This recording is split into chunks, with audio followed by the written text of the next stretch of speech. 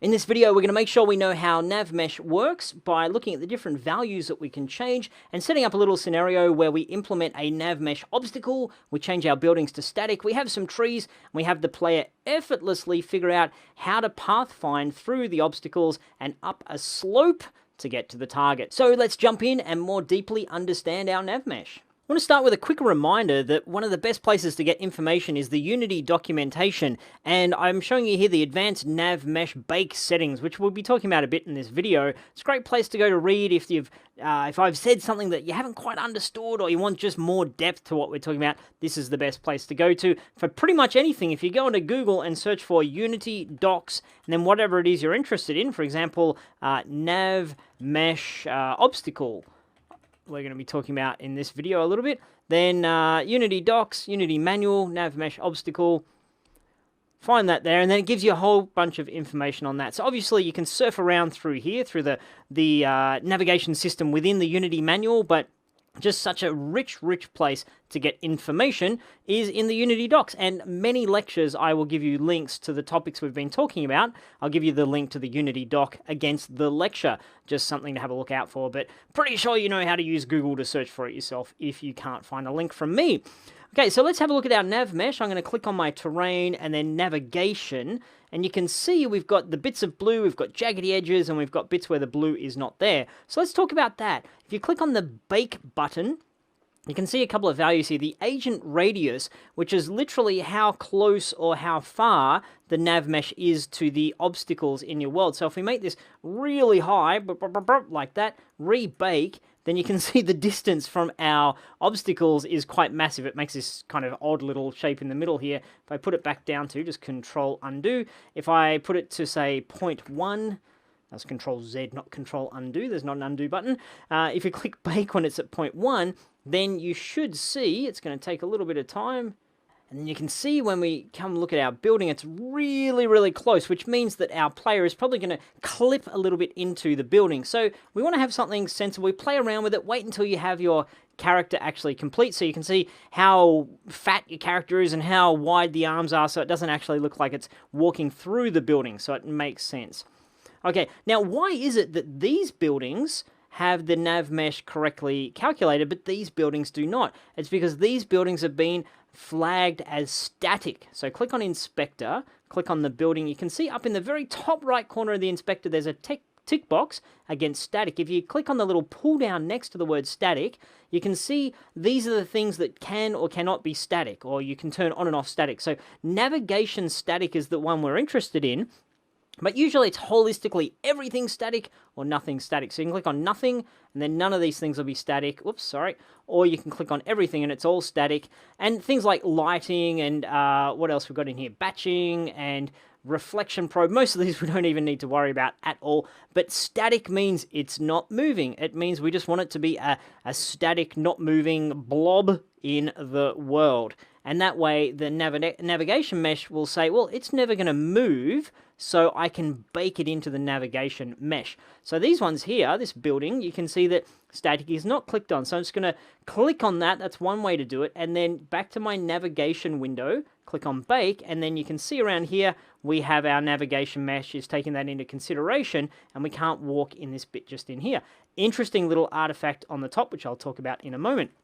Now, if you want to make sure that all of your objects are static, click on all of the things that we need to have static, and I'm just holding down Control while I click through these, so I think all of my world assets. Then I can, back on the inspector, you can see how it's got next to static here, it's got this little dash, which means some things are static and some are not.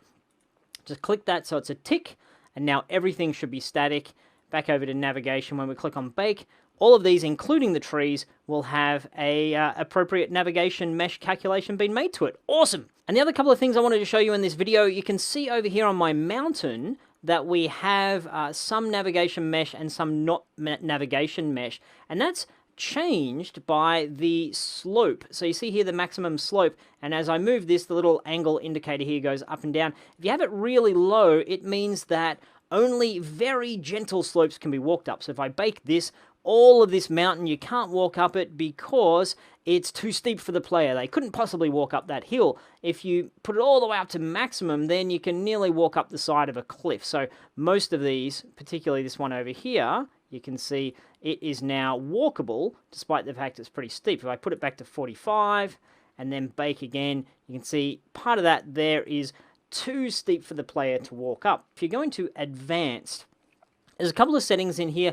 The voxel size is just going to show how detailed things are, and you don't want to play around with it too much, but basically the more voxels per agent radius, the more fidelity, the more finesse you have to it. So if it's currently set to a default. If you click on the manual voxel size, the higher the number here, the less fidelity we have. So if I put that to 1, you can see here it's now showing 0.5 voxels per agent radius. Bake on that, and it makes everything just a little bit more macro, which is not too bad in a way. I think it simplifies it a lot. It's saying here's a nice big smooth edge. We're not having lots of little fiddly diddly bits. But if you want to have more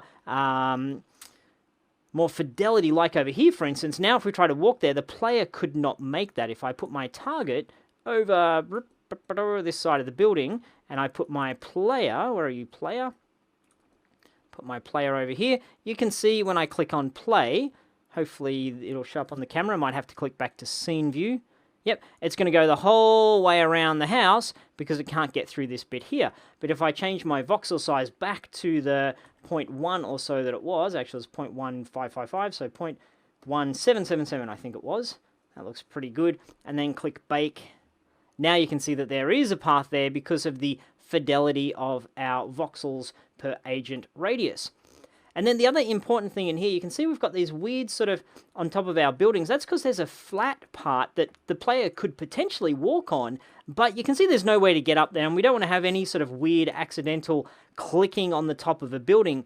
And what's happening there is that it's saying that the space is large enough for us to have a region. So the minimum region is smaller than whatever this region here is. So if I put this up to 10 and bake, we'll see how that goes. Then it gets rid of that. It's saying whatever size this was too small to have nav mesh on top of. You can see some other areas like on the top of this hill over here. If I was to put up, say, 30 as the minimum region, bake again, then that is no longer there. That was too small an area. And generally, if you've got a world that's mostly continuous, then you're not going to have any problems having a pretty high minimum region area, but it'll cut out some of those just little fiddly, like if there was a little bit of a spot in there that was okay and a little bit of a spot in there, it'll cut those out, just kind of makes it a little bit cleaner. So I'm going to put this back to, say, 20. I think that's not too bad. And then rebake. Okay, and there's another thing that's really super interesting. If you see my box just here, it is currently, when we click on Inspector, it's currently flagged as static, but what if I wanted my box to move? So what if I wanted to, as the player walked through a trigger volume down here, the box, I don't know, falls off the roof and lands in the way of the player, and the player then has to go around it, or the enemies have to run around it. So I'm going to click off static, because it's no longer static. If I was to rebake my nav mesh, you could see that it wouldn't impact the nav mesh, because it doesn't think it's something that is statically baked into the scene. And if I go on to my crate, click on my crate, add component, and add a nav mesh obstacle. This one's really cool. Nav mesh obstacle, and click on the carve. Carve means that it will carve a chunk out of the nav mesh. So I've clicked on carve, and go back to navigation. Don't even have to click on bake. You can see that as I move this around underneath the crate, there's going to be a gap in the nav mesh. So this is an area that if I was to say, you know what, I want to have the crate there, the player's going to avoid that. Or, you know what, I'm going to have it here. Let's make it dramatize this by having it even bigger so we can see this effect as I move it around. So if I move it to there and then move my target all the way over to here, bloop, bloop, bloop, click on play. Let's do this dynamically. Back into scene.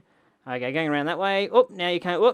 Which way you're trying to go? See how the player is readjusting where it's trying to get to as I move that nav mesh obstacle, which is really fun and really cool. Lots of great stuff that you can do with that. So speaking of lots of great stuff, Let's create an interesting path. So I want you to double the speed of your player, if you can remember how to do that. Create a path where the player walks around a static object, avoids a nav mesh obstacle that you've placed in its path. You can move it around manually if you want to be sneaky, to walk through a clump of trees to make sure that we've got the fidelity right, and to walk up a hill to make sure that your slope setting is as you want it. So just take a couple of minutes to play around with your sandbox to set that up, and I'll see you back here when you're done.